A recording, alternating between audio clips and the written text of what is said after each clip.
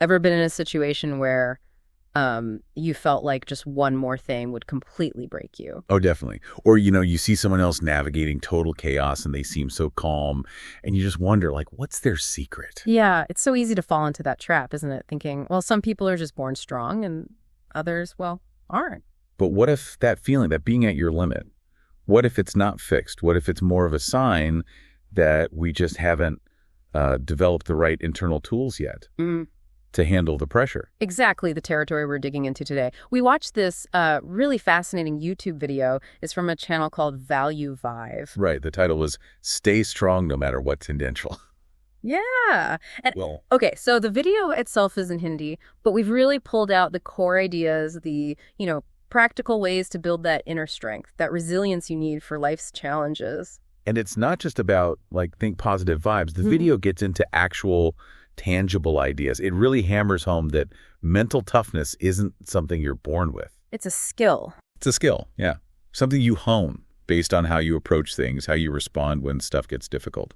So think of this as your shortcut, maybe, to understanding how to meet those tough times with real strength.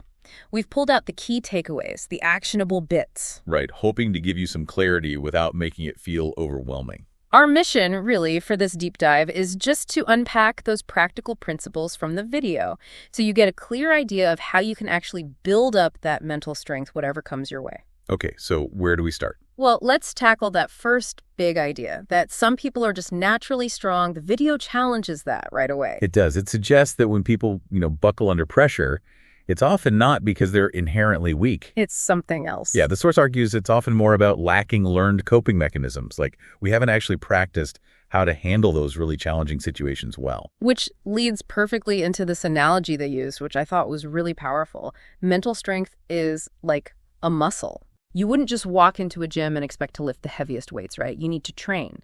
And it's the same idea here. Resilience needs development. It needs strengthening through facing challenges. So what kind of mental workouts are we talking about? Well, the video uses this image of a blacksmith tempering steel in fire. Ah, yeah. The intense heat, the pressure. It's not there to destroy the steel. Right. It forges it, makes it stronger, more durable. So difficulties in this view are like that fire. They can temper our minds. It's not just surviving the heat. It's like the actual structure changes. Right. Becomes stronger. And then there was that beautiful oak tree analogy, too. Oh, right. The oak tree in the storm. Yeah, it withstands these huge storms, not just because the wood is strong, but because the storms themselves, over time, have actually forced its roots to go deeper. Wider, deeper, yeah. It's like the struggle itself is what builds the resilience. The difficulty isn't just something to get through, it's the catalyst. It forces that inner growth, those deeper roots. Think about it. When you face something really tough, didn't you learn something fundamental about yourself, about what you could handle? Definitely. So the source is saying choosing to be mentally strong, especially when things feel like they're falling apart, that's not passive. No, not at all. It's a deliberate choice. And it's more than just, gritting your teeth and surviving. It's about thriving within it. Exactly. Actively looking for ways not just to endure, but to actually grow because of what you're facing. Shifting that internal gear, from feeling like a victim and, finding ways to overcome. Okay, so if we're making that conscious choice, what fuels it? The video really highlighted having a clear purpose, a key kandana, really. Yeah, a strong why. What's interesting is how they frame it. Purpose as a compass. Like a ship lost at sea, right? Yeah. No matter how rough the water, knowing where you're ultimately going gives you direction. It keeps you going. So a clear purpose anchors you, keeps you grounded when life gets stormy. Have you ever noticed how much easier it is to push through something hard when you really know why you're doing it? Absolutely. And it's more than just having a destination. The video explains how that purpose actually gives meaning to the struggles themselves. How so? It reframes failures. They're not dead ends anymore. They become learning opportunities, a chance to adjust course. The purpose is the lens you see the setback through. Okay. Like with the Edison example they used. Right. Thomas Edison. All of those failed attempts trying to invent the light bulb, what kept him going? It wasn't just blind optimism. No. It was his objective. His deep belief in what he was trying to achieve. That purpose was his strength. It stopped him from just giving up after, attempt number 500 or whatever it was. It's like your why becomes bigger than the how many times have I failed. But let's be honest, our first instinct when things get tough is usually avoid. Totally. Run the other way if possible. The source acknowledges that. That's natural. But it contrasts that with how mentally strong people tend to react. They often, maybe surprisingly, engage with the challenge rather than avoiding it. They lean in. Sort of. Yeah, recognizing that the growth happens just outside that comfort zone. And this is where it gets really interesting, I think. The video talks about this revolutionary idea, seeing adversity as a teacher, a co-mentor. Not a tormentor. Not a tormentor. It's a huge shift. It really is. Instead of seeing hardship as just negative, just destructive, the idea is to see it as this source of learning, of personal evolution, asking, what can this teach me? Instead of, why me? Exactly. And they use that diamond analogy. Oh, yeah, the coal under pressure. Right. Immense pressure turns coal into a diamond, and then it gets polished to really shine. It's a symbol for how we can be transformed by life's pressures, emerge stronger, clearer. So the core idea is shifting that mindset, moving from, why is this happening, to, okay, what can I learn here? It's not easy, obviously. It takes conscious effort. But the source argues that's where the real growth starts. And this growth, this learning, it doesn't happen out there. It starts inside, right? In the mind. Yeah, what? Yes. The power of our thoughts. The source literally says, our thoughts shape our reality, create our destiny. Wow. It fits with that idea that our internal chatter, our self-talk, hugely impacts how we see the world and how we react to it. I love the garden analogy they used for this. Me too. Your mind is a garden. And you choose what grows there. You can cultivate the good stuff, strength, resilience, learning, or you can let the weeds take over. Negativity, self-doubt. And the choice is yours. That's the key takeaway. You have agency. And they mentioned some amazing examples of people who really got this. Marcus Aurelius. Edison again. Helen Keller. Incredible people. What was the common thread? Yeah. Their belief, right? Their conviction that they could control their thoughts. And by controlling their thoughts, they could control their actions, their reactions, even facing unbelievable adversity. It's like our outer world reflects our inner state. But, and this is crucial, the source stresses that just thinking isn't enough. Right. You need action. And consistency.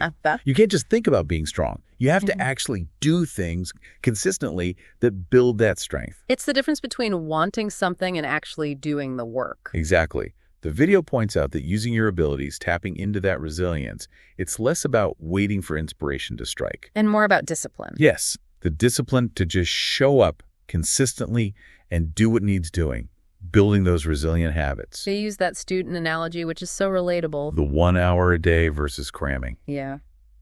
The student who studies for an hour every single day is going to be way better prepared than the one who tries to learn it all the night before. It's that steady effort. It pays off over time. Like the river in the stone analogy they also used. Oh, right, the constant flow. Yeah, even small consistent actions like that river flowing can eventually wear down a huge stone. It's the power of small things adding up. The compound effect of tiny victories. Mental strength isn't usually some sudden lightning strike. No, it's built. It's the sum of those small daily wins, and maybe most importantly, just deciding every morning to try again.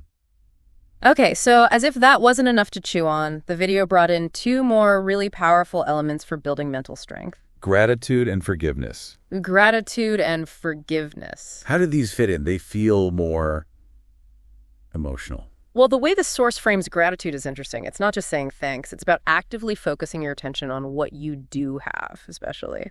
Instead of what you lack. Exactly. That deliberate shift strengthens you internally. It changes your whole perspective.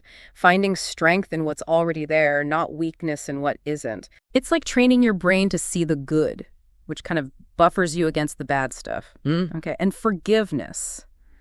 That one can be really tough. It can be incredibly hard. The source acknowledges that. But it reframes it. Forgiving someone else isn't about saying what they did was okay or showing weakness. It's an act of self-liberation. That's the phrase they use. You're freeing yourself from the weight of anger, of resentment, that emotional baggage. So by forgiving them, you're really giving a gift to yourself, letting go of that negativity so you can move on lighter. Precisely. It's prioritizing your own peace over holding on to bitterness. Have you ever felt that? The relief when you finally let go of a grudge. Oh, absolutely. It's like putting down a heavy weight you didn't even realize you were carrying.